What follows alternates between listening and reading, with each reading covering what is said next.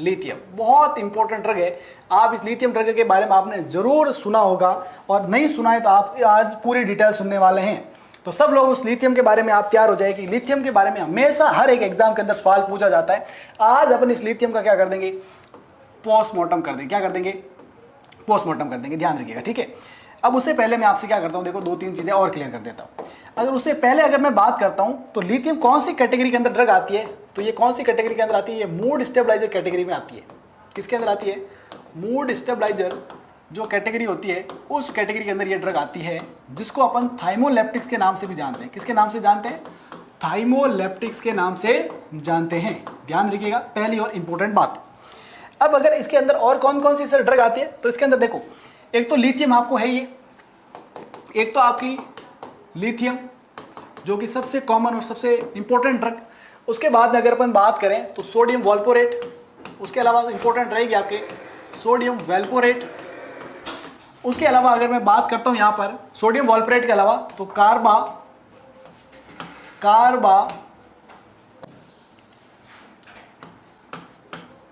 कार्बामेज़ापाइन, और उसके अलावा जो इंपॉर्टेंट रहेगी लेमोट्रिजीन। कौन सी रहेगी दवा, लेमोट्रिजीन। ये 4 इंपॉर्टेंट ड्रग आपको मूड स्टेबलाइजर कैटेगरी के अंदर यूज की जाती है। अगर अपन कॉमनली बात करें कौन कौन सी कंडीशन, तो उसके बारे में भी अपन चर्चा करेंगे। अब यहाँ पर देखो, लिथियम के बारे में मैं सबसे पहले बात करता हूँ कि एंटी मैनिक कैटेगरी की ड्रग है, जिसको मूड स्टेबलाइजर कैटेगरी अपन कह सकते हैं। और इसके अंदर इसके 3 इंडिकेशंस होते हैं। अगर अपन मुख्य तौर पर इसके इंडिकेशंस की बात करें कि कौन कौन सी कंडीशन के अंदर अपन लिथियम यूज करते हैं, सबसे पहला सवाल आपसे ये पूछा जाएगा। सबसे पहला आपको याद रखना कि मेनिया की ड्रग ऑफ चॉइस है। किसकी ड्रग ऑफ चॉइस है, ये मेनिया की ड्रग ऑफ चॉइस है। स्पेशली जो एक्यूट मेनिया होता है उसकी क्या मानी जाती है, ड्रग ऑफ चॉइस मानी जाती है। एक्यूट मेनिया लिख दूं, ज्यादा सही रहेगा, एक्यूट मेनिया। उस मेनिया के अलावा ये किसकी ड्रग ऑफ चॉइस रहती है, ये बाइपोलर डिसऑर्डर की भी ड्रग ऑफ चॉइस रहती है। किसकी, बाइपोलर डिसऑर्डर की भी ड्रग ऑफ चॉइस रहती है। अब बाइपोलर डिसऑर्डर का और मेनिया का क्या मतलब है, मेनिया एक ऐसी कंडीशन है जिसके अंदर पर्सन का मूड क्या रहता है, एलिवेटेड रहता है। मूड और एक्टिविटी दोनों क्या रहती है, एलिवेटेड रहती है। बाइपोलर के अंदर क्या होता है, किसी पर्सन के मूड के 2 पोल हो गए भाई। एक पोल जो है वो क्या है, डिप्रेशन, एक टाइम तो उसको क्या हो सकता है, डिप्रेशन हो सकता है, और एक टाइप उसको क्या हो सकता है, मूड का एलिवेशन ज्यादा हो सकता है। तो ये जब एक पोल है, सिर्फ एक है, तो उसे अपन या तो मेनिया कहेंगे या डिप्रेशन कहेंगे। दोनों साथ में प्रेजेंट होंगे तो उसे अपन क्या कहेंगे, बाइपोलर डिसऑर्डर कहेंगे। क्या कहेंगे, बाइपोलर डिसऑर्डर कहेंगे, ठीक है। जैसे कि अपने हनी सिंह को हुआ था।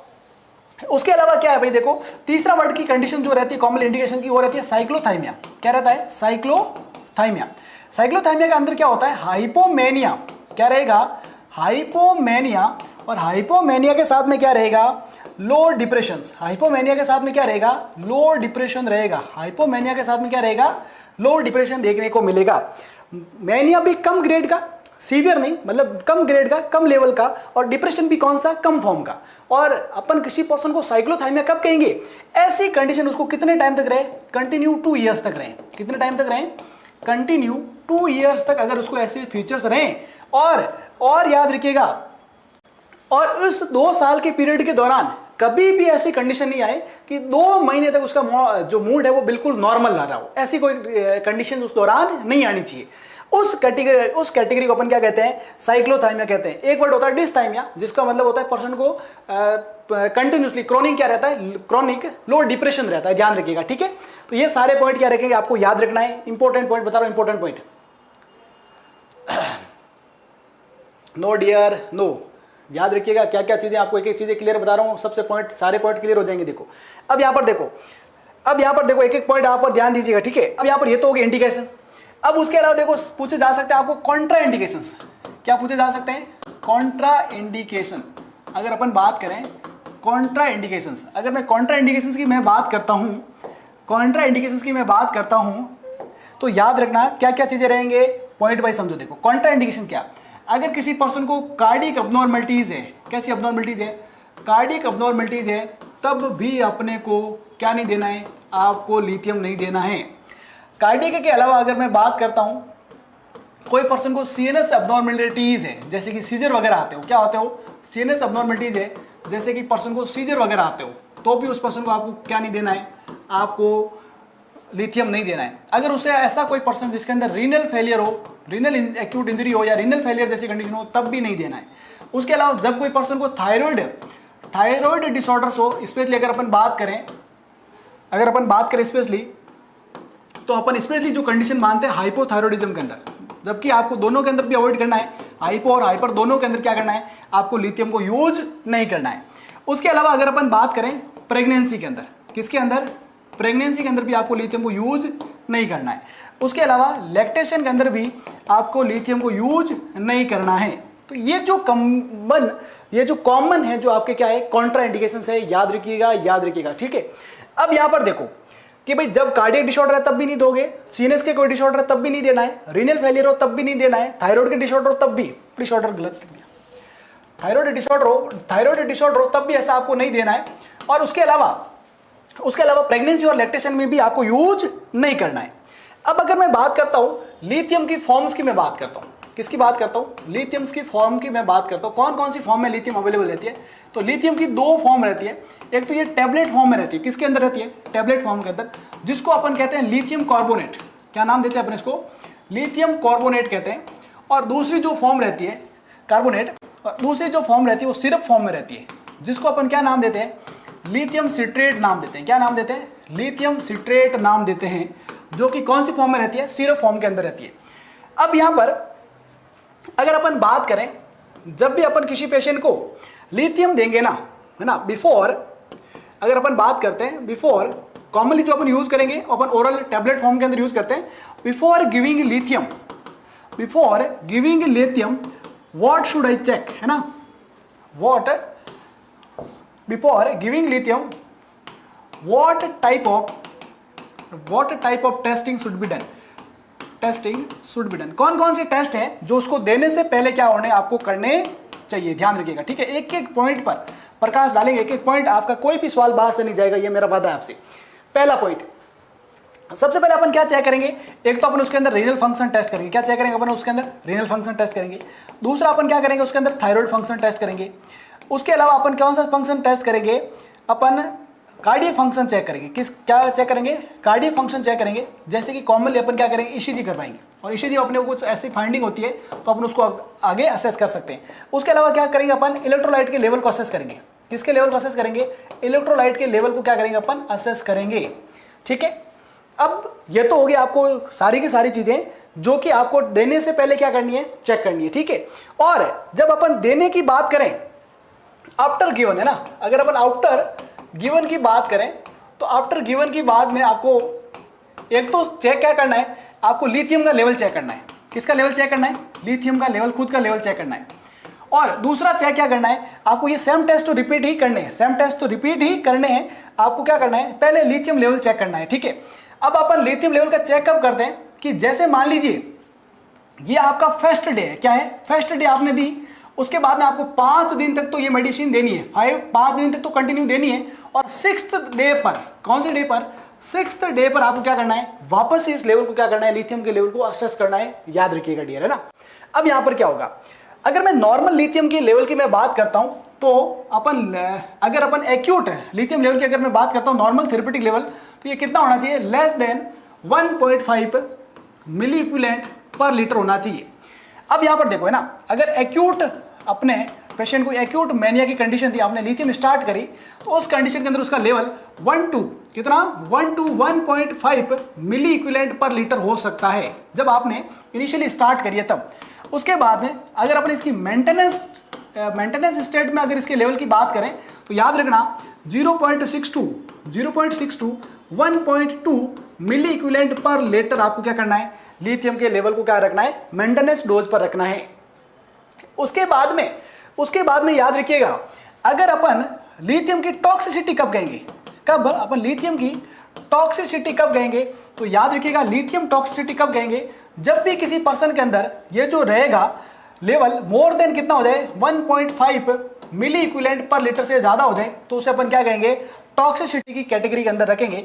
और जब भी अपन इसकी 3 कैटेगरी होती है, एक तो माइल्ड टू मॉडरेट, कौन सी category, mild to moderate category. दूसरी कैटेगरी जो रहेगी मॉडरेट टू सीवियर कैटेगरी, और तीसरी कैटेगरी जो रहेगी वो कौन सी रहेगी, आपके severe category. Mild to moderate category के अंदर इसका लेवल जो रहेगा 1.5 मिली इक्विवेलेंट से लेकर 2 मिली इक्विवेलेंट पर लीटर देखने को मिलेगा, 2 मिली इक्विवेलेंट पर लीटर देखने को मिलेगा। इस कंडीशन के अंदर पर्सन को क्या हो सकता है भाई, देखो फीचर्स क्या क्या आ सकते हैं। एक तो नोजिया वॉमिटिंग हो सकता है, नोजिया वॉमिटिंग के साथ में अब्डोमिनल पेन हो सकता है, अब्डोमिनल पेन हो सकता है। उसके साथ साथ में उसको अटैक्सिया देखने को मिल सकता है, अटैक्सिया के साथ में उसको नेस्टैग्मस हो सकता है, नेस्टैग्मस हो सकता है। ऐसे फीचर्स आपको उस कंडीशन के अंदर क्या करने को मिल सकते हैं, कौन सी वाली कंडीशन, माइल्ड टू मॉडरेट वाली कंडीशंस के अंदर। अगला देखो, देखो सारी चीजें बता दूंगा मैं आपको, एक एक पॉइंट क्लियर कर दूंगा। देखो अब यहां पर क्या हुआ, अगर अपन अगली कंडीशन के अंदर जाएं तो अपने को क्या करना है, अगली जो कैटेगरी रहेगी कौन सी वाली, जो अपन मॉडरेट टू सीवियर कैटेगरी है, जहां पर इसका level 2 to 2.5 milliequivalent per litre, 2 to 2.5 milliequivalent per litre अगर हो, तो वो कैटेगरी कौन सी रहेगी, मॉडरेट टू सीवियर कैटेगरी रहेगी। यहां पर पर्सन को क्या हो सकता है भाई, देखो एक तो पर्सन के अंदर जो आपका डीप टेंडन रिफ्लक्स है, जिसको अपन डीटीआर कहते हैं, वो क्या हो सकता है, हाइपर एक्टिव हो सकता है। क्या हो सकता है, हाइपर एक्टिव हो सकता है, डीटीआर इंक्रीज हो सकता है। उसके अलावा पर्सन को क्या आ सकता है, कन्वर्जेंस आ सकते हैं, पर्सन को क्या आ सकता है, कन्वर्जेंस आ सकते हैं। और अगर अपन सीवियर कैटेगरी की बात करें, सीवियर कैटेगरी के अंदर अपन बात करें, तो यहां पर जब लेवल इसका more than 2.5 milliequivalent per litre होगा, तो उसे अपन कौन सी कैटेगरी के अंदर शामिल करेंगे, अपन सीवियर कैटेगरी के अंदर शामिल करेंगे, ध्यान रखना। और ऐसी कैटेगरी, ऐसी कंडीशन के अंदर पर्सन को क्या आ सकता है भाई, कन्वर्जेंस आ सकते हैं। कन्वर्जेंस के साथ में पेशेंट कोमा में जा सकता है, कोमा के साथ में उसको सीवियर रीनल फेलियर हो सकता है, और पर्सन की क्या हो सकती है, डेथ भी हो सकती है, याद रखिएगा। पर्सन की क्या हो सकती है, डेथ भी हो सकती है, ध्यान रखिएगा। ये तो सारे इंपॉर्टेंट पॉइंट है जो आपको टॉक्सिसिटी के अंदर अंदर देखने को मिलने वाले हैं। जब भी पर्सन का लिथियम का लेवल एलिवेट होता है, तब आप क्या करोगे, मैं आपको पहले पॉइंट बताता हूं इसका मैनेजमेंट के बारे में। अगर अपन इसकी मैनेजमेंट के बारे में बात करूं लिथियम टॉक्सिसिटी का, तो उस मैनेजमेंट वाले पॉइंट को अपन यही कवर कर लेते हैं। अगर अपन मैनेजमेंट वाले पॉइंट के ऊपर जाएं, तो अपन पहले तो क्या करेंगे, अपन ऐसी दवाएं देंगे जैसे कि sodium polystyrene sulfonate, sodium polystyrene sulfonate, जो कि क्या करेगा, decrease absorption of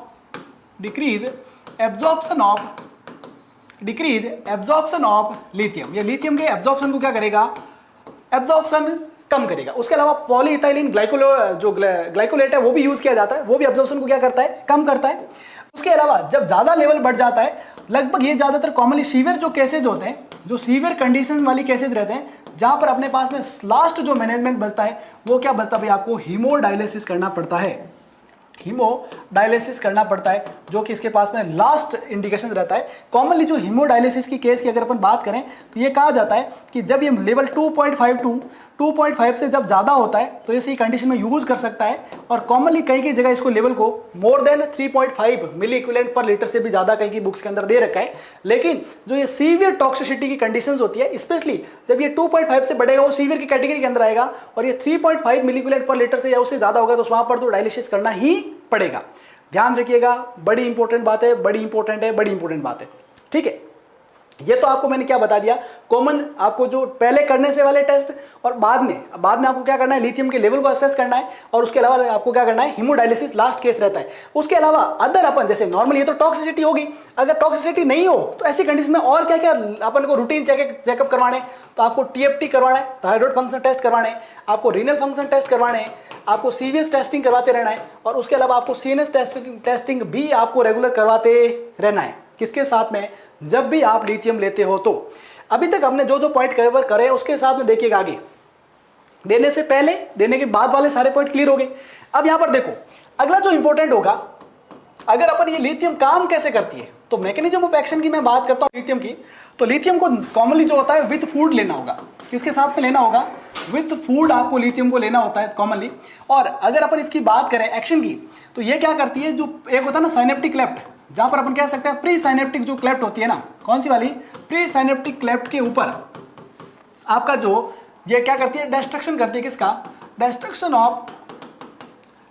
of catecholamine. ये किसका डिस्ट्रक्शन करती है, ये कैटाकोलामाइन का डिस्ट्रक्शन करती है। कोटा का जो कैटाकोलामाइन के अंदर स्पेशली जो रहता है, वो आपका कौन, नॉर एपिनेफ्रिन का, किसका, नॉर एपिनेफ्रिन का क्या करती है, डिस्ट्रक्शन करती है नॉन एपिनेफ्रिन का। कहां पर? जो आपकी साइनेप्टिक क्लेफ्ट होती है ना, ये वाली जो आपने पढ़ा होगा इसके बारे में इस तरीके से कि एक तरफ आपका जो अपन कह सकते हैं साइनेप्टिक क्लेफ्ट होती है और दूसरी तरफ ये जो आपको इस तरह की स्ट्रक्चर आपने कहीं देखी होगी,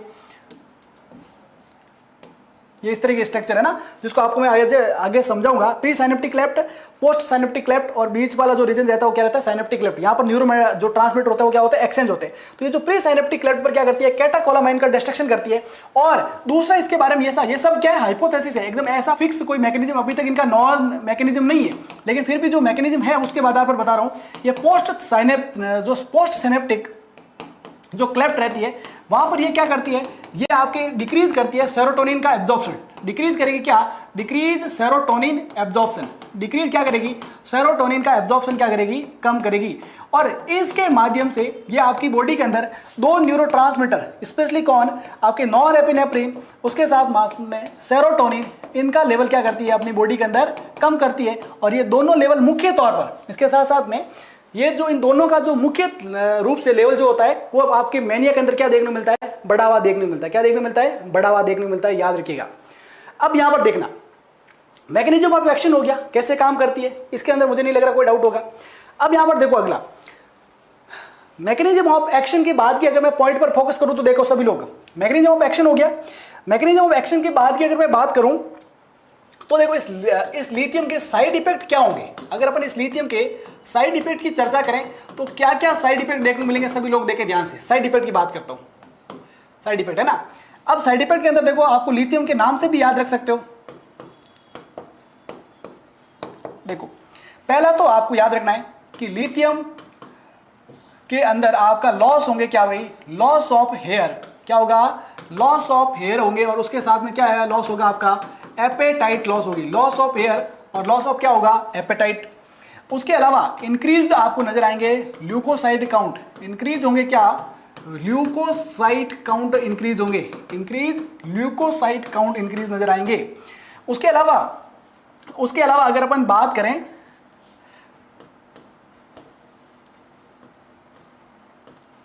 हाँ, तो देखो इंपॉर्टेंट चीज ना, एक चीज है ना, हाइपोथायरॉयडिज्म करती है। क्या करती है? हाइपोथायरॉयडिज्म करती है। क्या करती है? आपके हाइपोथायरॉयडिज्म करती है। उसके अलावा इंक्रीज कर देगी क्या? इंक्रीज कर देगी क्या?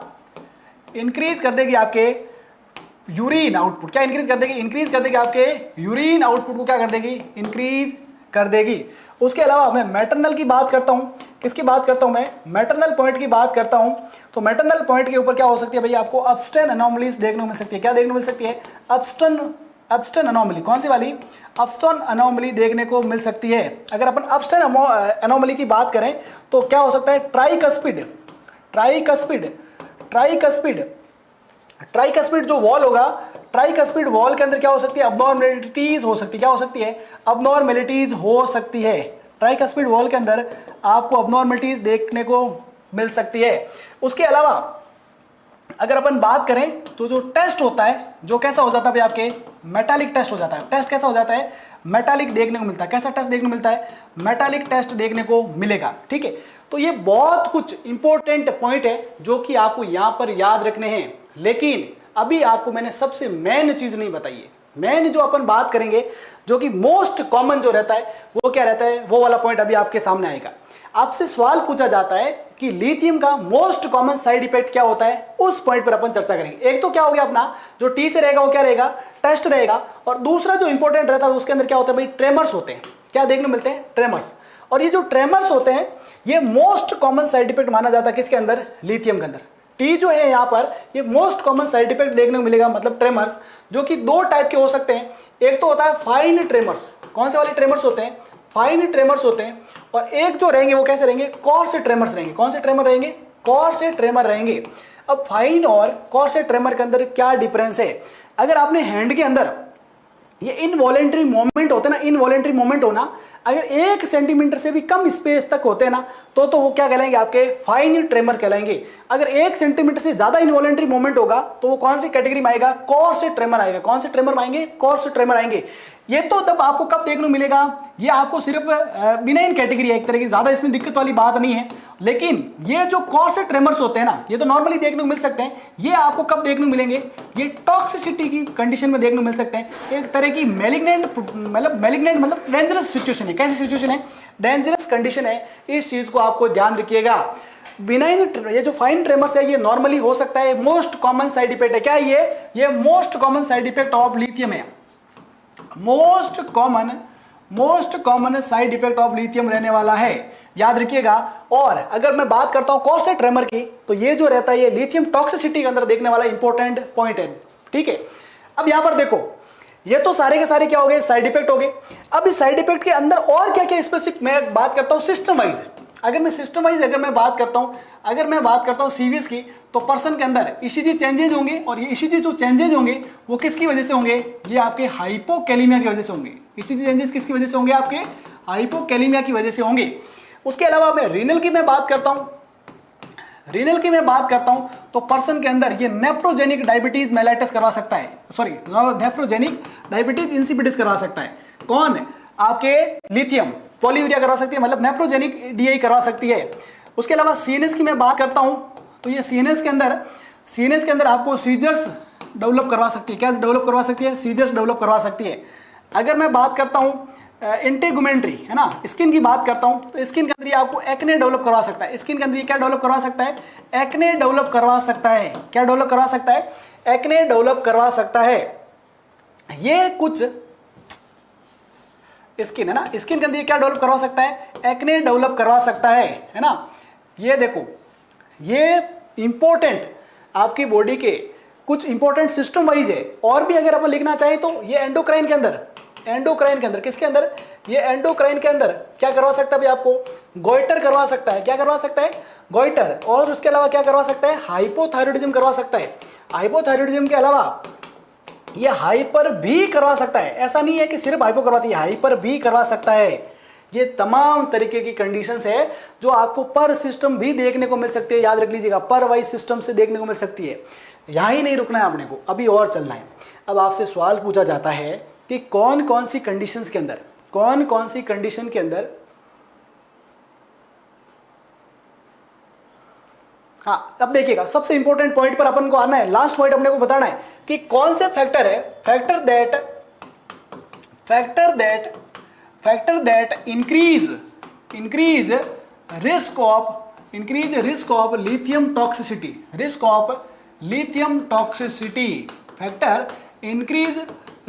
Lithium toxicity.